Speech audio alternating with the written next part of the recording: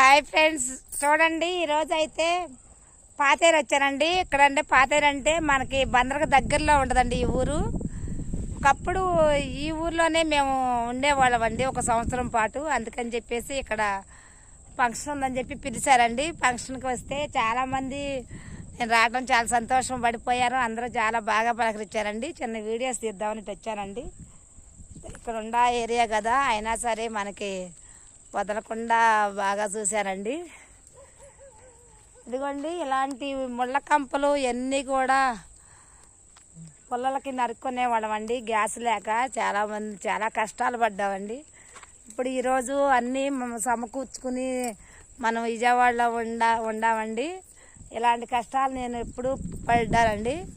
చూడండి అలా ఎన్ని పొలాలు, ఇదిగోండి ఇటు వెళ్ళి పొలాలు కూడా నరికేదాన్ని అండి. నేను ఈ కాలువ దాటి వెళ్ళి అటు పొలాలు నరికేదాన్ని. ఒకప్పుడు అలాంటి కష్టాలు పడ్డాను. ఈరోజు కష్టాలు పడ్డాను కాబట్టి దేవుడు కొంచెం మంచి పొజిషన్లో ఉండేలాగా చూస్తున్నాడండి.